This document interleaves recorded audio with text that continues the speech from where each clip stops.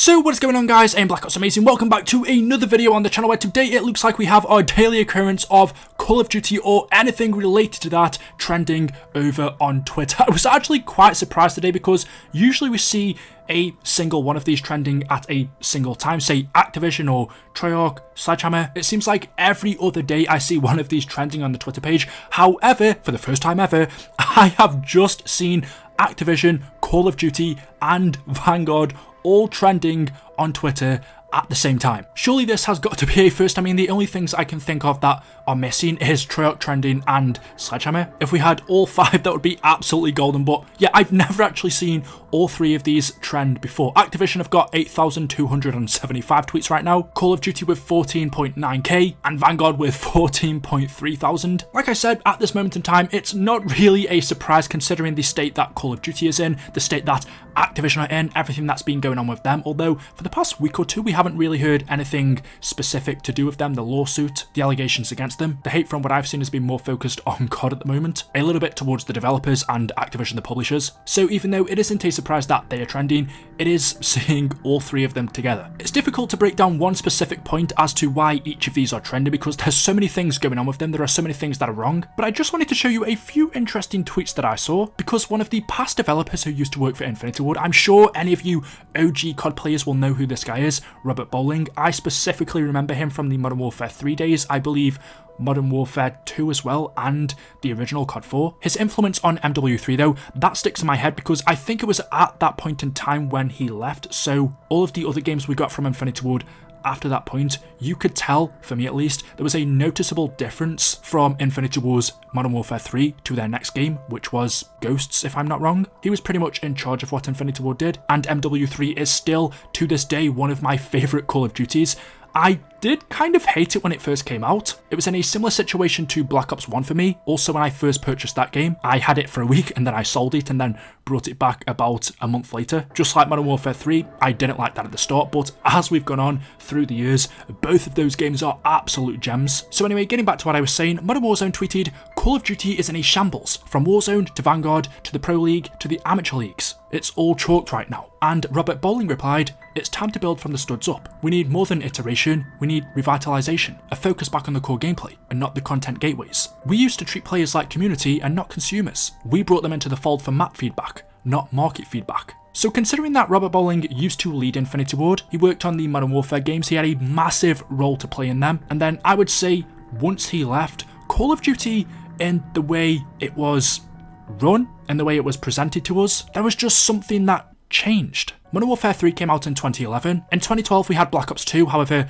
that was Treyarch's game, another very good one, probably my favourite Black Ops game as a whole, including campaign and multiplayer and zombies that we've ever had. And then in 2013 we had Infinity Ward's next game after Robert left, which was Call of Duty Ghosts. Even though that game was disliked, I wouldn't say the core formula of Call of Duty changed at that point. If I'm not wrong in saying we didn't have supply drops or bundles or anything like that, it was still essentially deep down the same COD formula. And then in 2014, a year after, we got a new Call of Duty developer who was Sledgehammer, whereas before, previous to this, we'd only had two, Treyarch and Infinity Ward. They'd take turns releasing their own games every 2 years. It was at this point we then had 3 studios, so we got a COD every 3 years from each of them. And it was also coincidentally at this point where supply drops were introduced into COD. Not only did we get a new developer, but it was also their game where we got supply drops for the first time. We all know how that turned out. It received so much hate over the years that eventually it got scrapped, and instead we got season passes and bundles. Whether that's better or not, that's up for you to work out. Personally, I think it is. But 2014 was the year that COD changed. The year after that, in 2015, we got Black Ops 3, again more supply drops, a massive change in the formula from Treyarch's previous game, Black Ops 2, where, as Robert mentioned, that game was more about the consumer. The zombie side of this game definitely was, but I can't say the same for multiplayer. And then 2016 we had Infinite Warfare. This, I would say, was probably the peak of supply drops. And then 2017 was World War II, which actually a lot of people would say that game had the best system. If supply drops were going to stay in COD, they should at least continue the World War II formula, how it's done in that game. But it didn't last very long because after that we had Black Ops 4, which was also the death of supply drops. Because in Infinity Ward's next game, which was Modern Warfare 2019, supply drops were totally scrapped, and instead we were given what we now have, which is a battle pass and bundles. We all know that Activision actually make more money from this system. You may think they would have made more profit from supply drops, but don't know. They earn way much more money from bundles and season passes. Even with DLC being free now, you'd probably also think Activision would make less money, but again, no. Whereas we used to pay £60 for a season pass for a year's worth of content, even though we get it for free now, if you think about it, a bundle costs £20. That's the same as one DLC pack, and in my opinion, purchasing DLCs, you get much more value for money. That's a different topic we'll come back to, but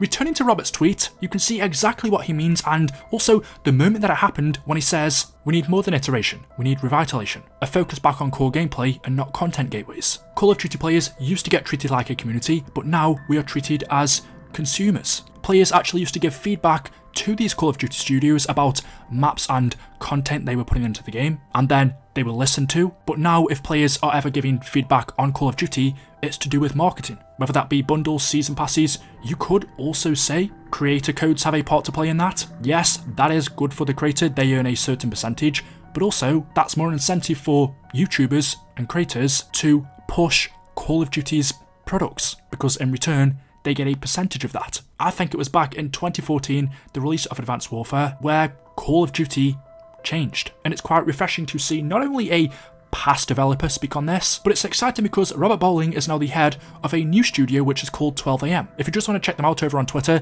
their bio says a new AAA game studio from Dr. Disrespect, Robert Bowling, and someone else who is the creative director. Obviously we know nothing about it yet, I have no idea what games they're going to be making, but they have some experience in there, and when you've got a developer saying that it's time to build up from the studs, that the focus needs to go back to core gameplay and not content gateways, making games for the community, not for the money. That's what Call of Duty used to be, and now it's very obvious that it's not. And what's quite sad about this is, even though I have seen a lot of creators on Twitter voice their concerns, a lot of people in the community, just general players, and it's great when you see past developers saying stuff as well. I don't expect people working on the games right now to say stuff, because at the end of the day, that is their job. I'd imagine if they came out and said something along the lines of this, they probably get fired. But I do see the odd content creator here and there, or the odd person saying that it's not any of the developers' faults, which is true to a certain extent, but also it isn't. Activision themselves don't know how to make games. Just using the most current example that we have, Vanguard, it wasn't Activision that forced Treyarch to turn